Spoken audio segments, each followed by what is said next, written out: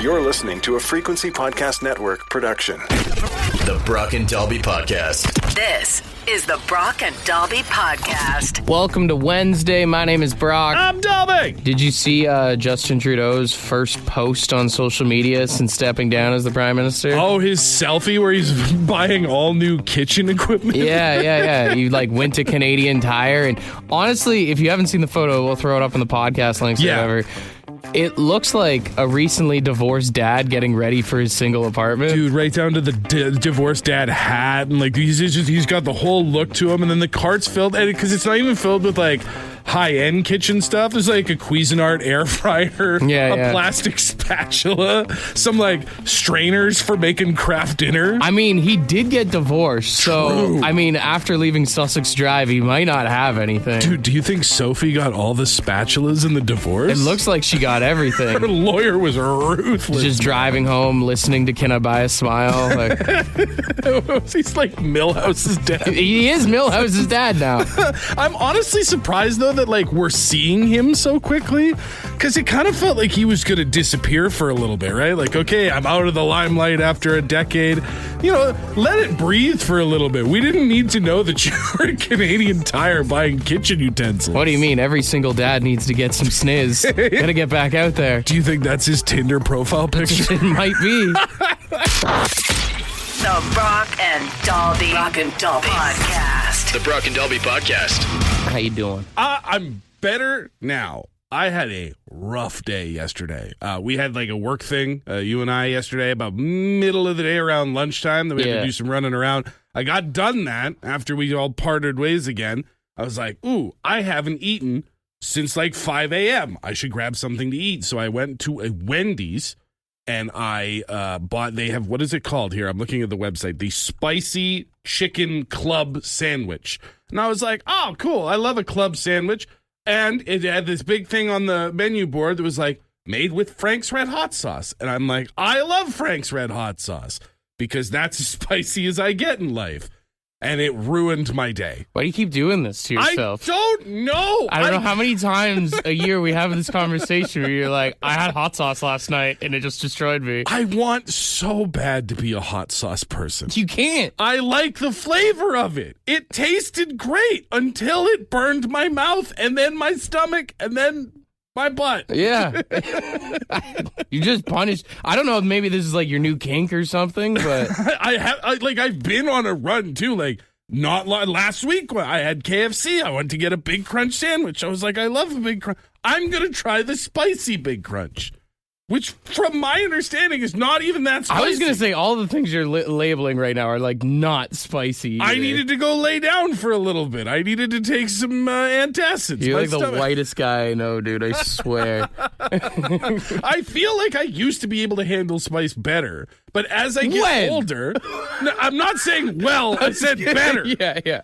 But as I get older, it feels like my body is just stop doing this. I love how this is just your warning that, hey, I'm going to be farting a lot today. That's basically what this is. No. If you had been in my house yesterday, you would have gotten the fart treatment. I feel like I'm on empty now. But you're telling me, you're judging me. You're telling me there's nothing in your life that you still do, even though it hurts a little bit. I mean, I'm a Leafs fan. They kind of kill me on a regular basis. That's right. The Toronto Maple Leafs are your spicy chicken club, all right? You should know better by now that it's going to hurt you, but you're still going to watch the game tonight.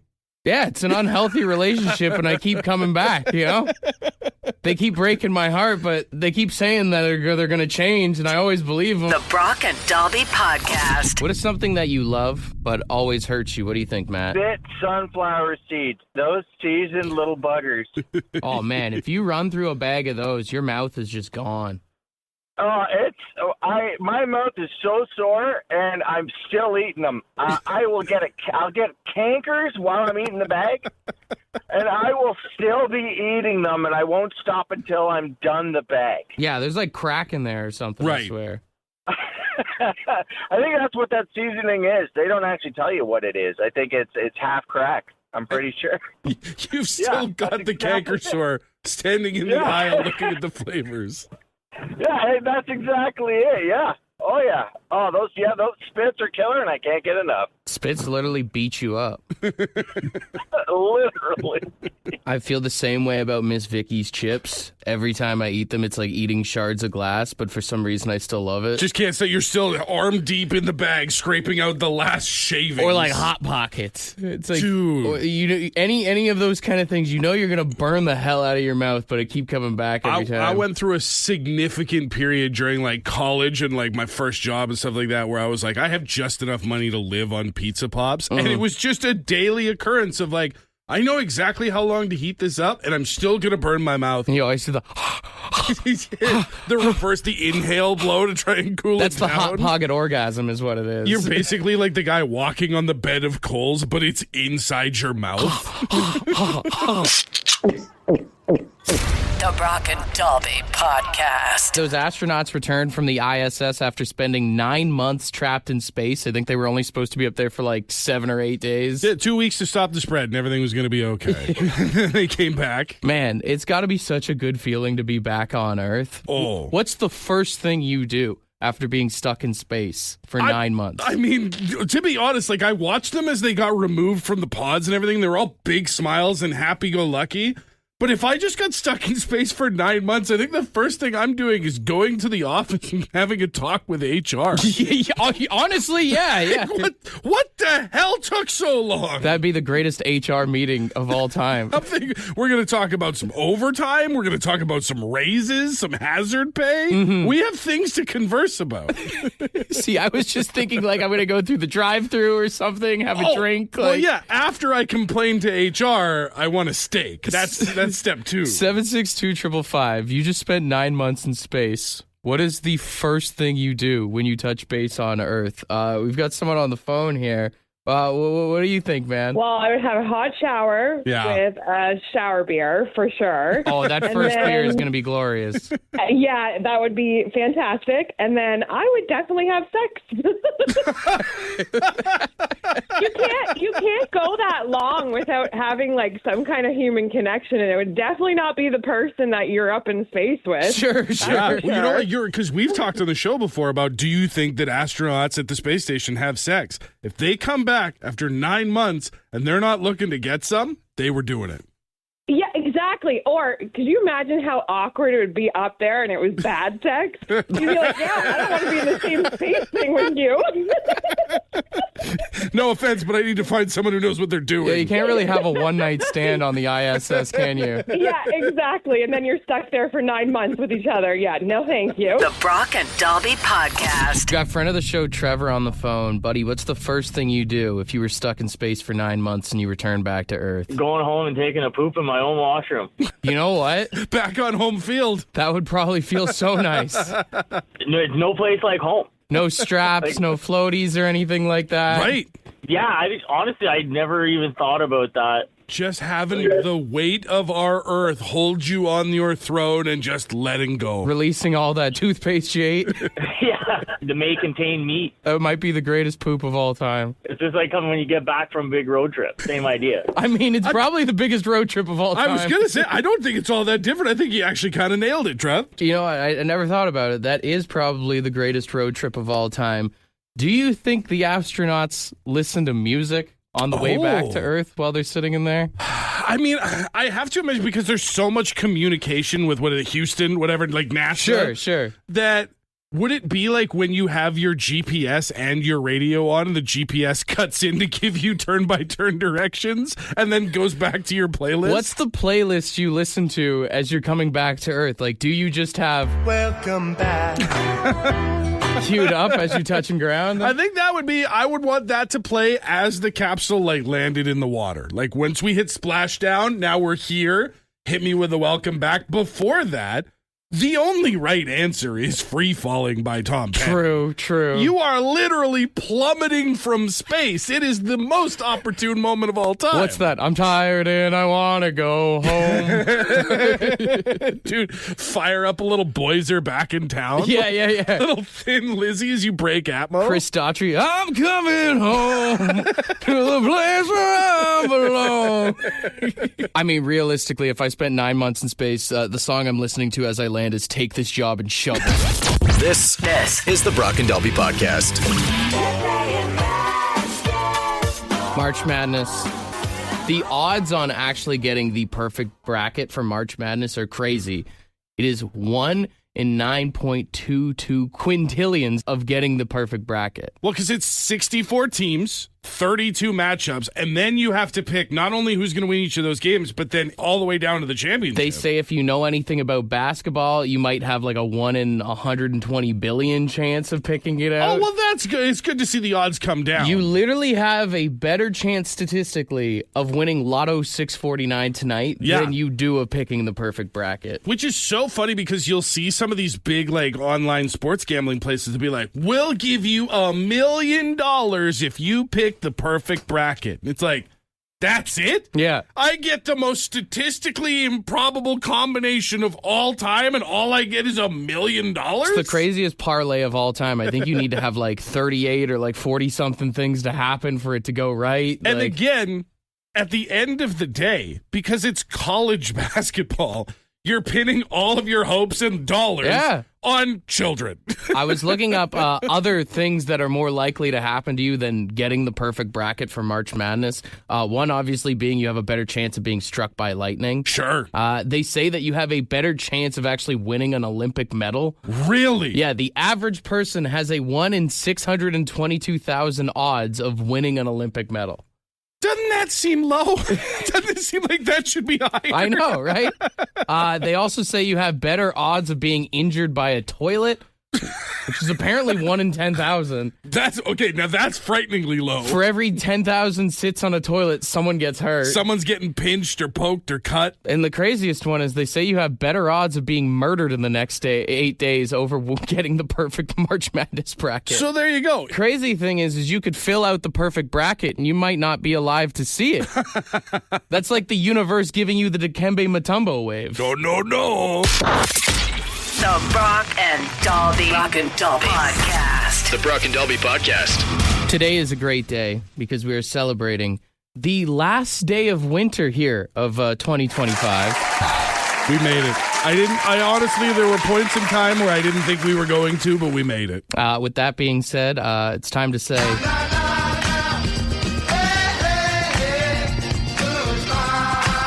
to winter. Time to say goodbye to school buses being canceled and everyone being a female dog about it.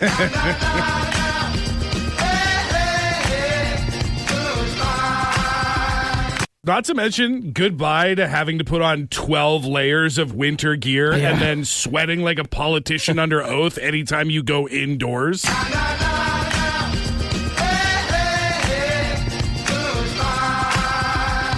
Time to say goodbye to trying to pee with snow pants on. It's like finding a needle in a haystack sometimes, you know? It's in there somewhere. Goodbye to shovel-related back pain for the next 6 to 8 months. It's just regular getting old back pain. On top of that, you can't forget about shoveling the driveway, then getting it filled in by the snowplow after. Also, time to say goodbye to putting off picking up all the dog dookie in the backyard because you know it's going to snow.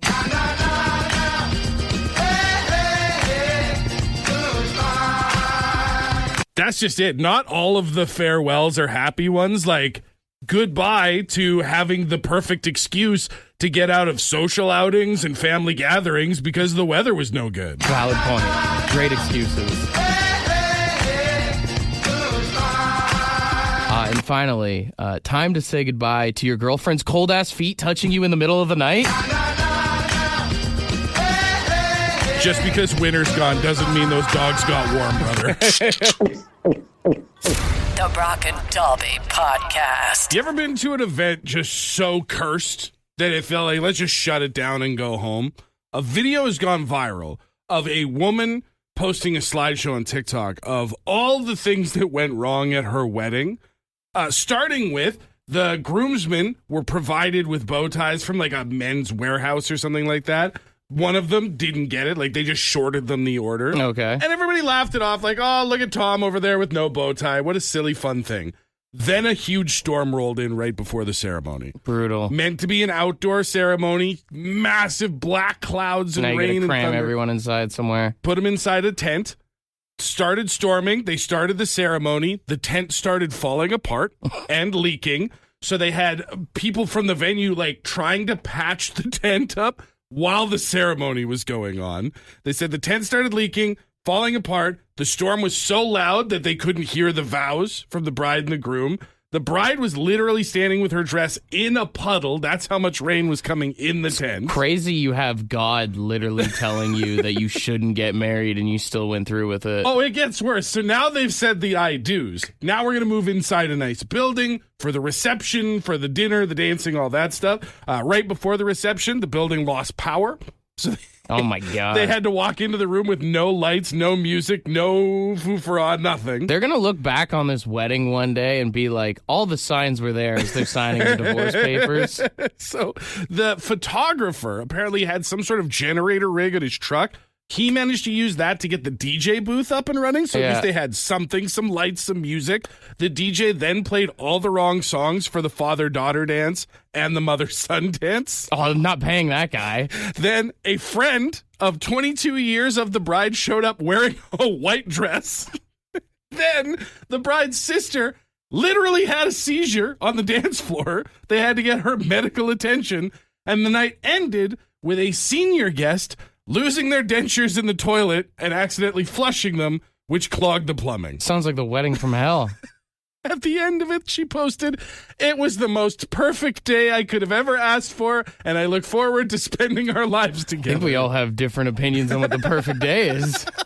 I'm with you, man. Like, I feel like at the end of, after like the fifth thing, do you not look at your partner and go, maybe we try this again another day? I mean, I guess it's like, you're not getting a refund. We might as well do this. Well, yeah, one of the things, she's like, we paid over $1,000 in lighting and none of it worked because the power was out. Yeah. And the venue doesn't get to give us that money back. We're just out $1,000. Like, it feels like this is cursed. We cannot possibly get married. Oh, anymore. absolutely, man. People are sitting there talking, placing bets on it. Oh, at that point. 100%. The side action at that wedding reception is massive. Yeah. The Brock and Dalby Podcast. Talking about cursed events, things that you tried to plan, things that you tried to organize. We read about this wedding where about a dozen things that could have ruined the day, all on their own, each went wrong throughout the course of the night. So we asked you for things that you did that were cursed. I still remember probably the most cursed event I've worked at in my 20 plus years in radio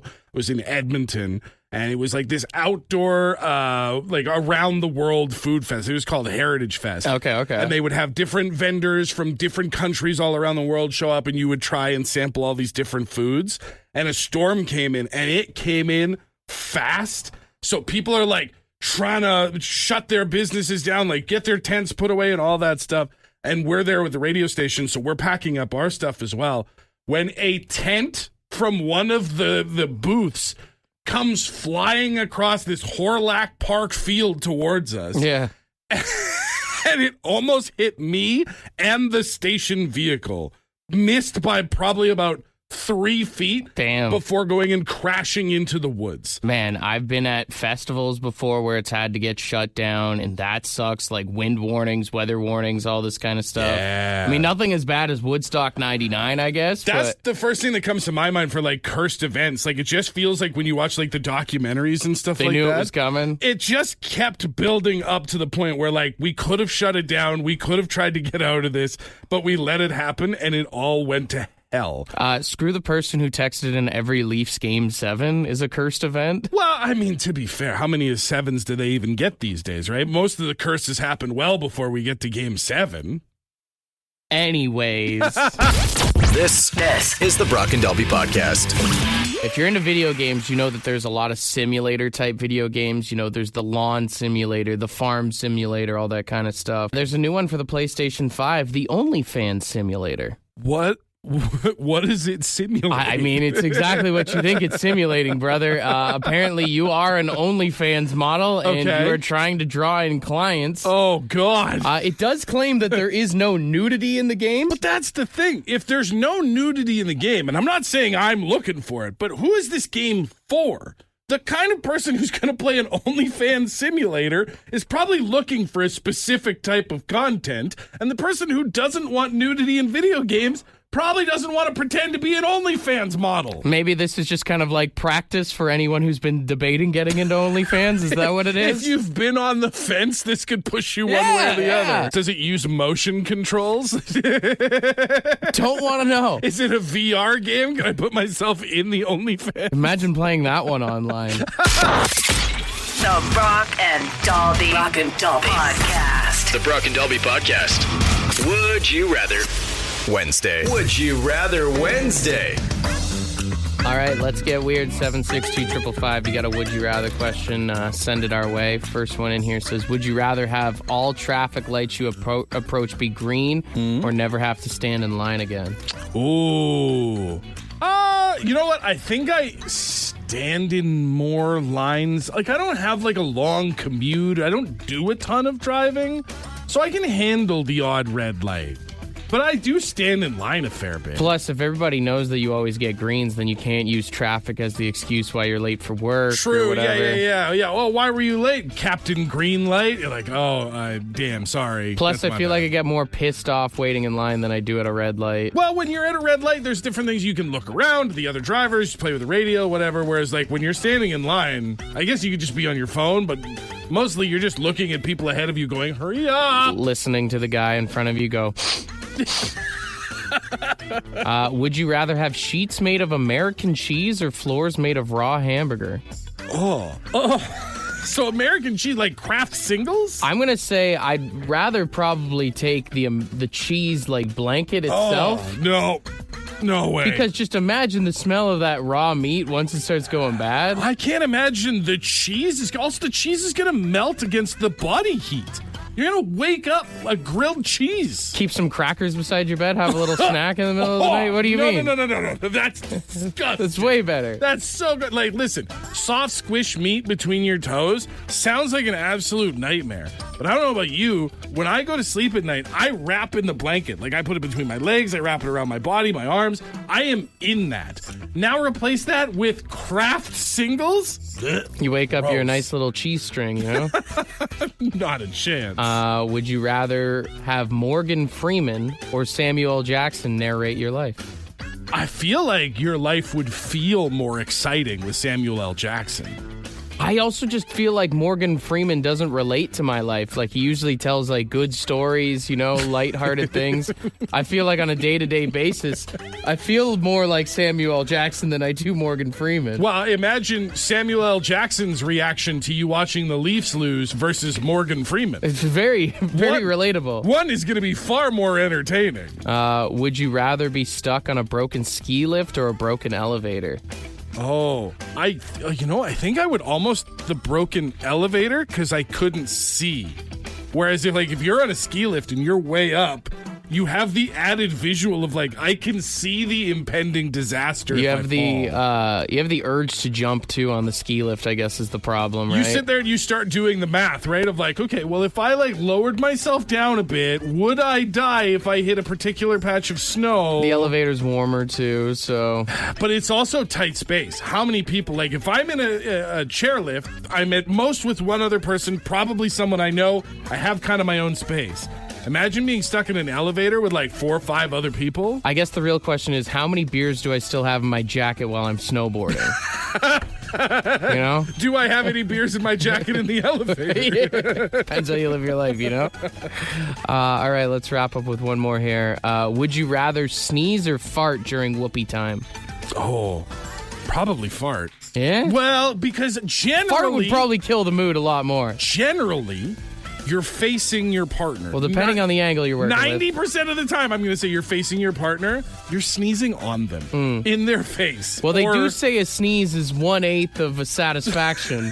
So you're almost there, technically. Well, yeah, you're 7/8 away, and they're -1,000,000 because they just got snot in their eyes. It's better than getting farted on. I don't think so. It's a weird way to find out you're into that, though. This is the Brock and Dalby Podcast. Ed's word of the day. Let's see what he's got. Good morning. Today's word is quisling. Yeah, quisling. Quisling. Quisling. And it's a trader who collaborates with an enemy. Well, I got simply no use for that. Anyway, they can go, with themselves. Anyways, that just about does it. Have a great one. Cheers. So someone who collaborates with the enemy. So basically, a Quisling could be when you find out your buddy hooked up with your ex. Oh, that's Quisling behavior at the best of times. Or like if you've got someone on the work crew, no matter what job you do, to be honest, who's constantly going to the boss. Like if you took a little long for lunch. Oh, that's Quisling behavior. That is Quisling you got that to the snitch core. on the crew. What's that kid's name from that Recess cartoon? Randall? If you grew up to work with Randall at your job, he's an absolute Quisling. That's Quisling behavior for sure. Quisling. Use it wherever you can today, all right?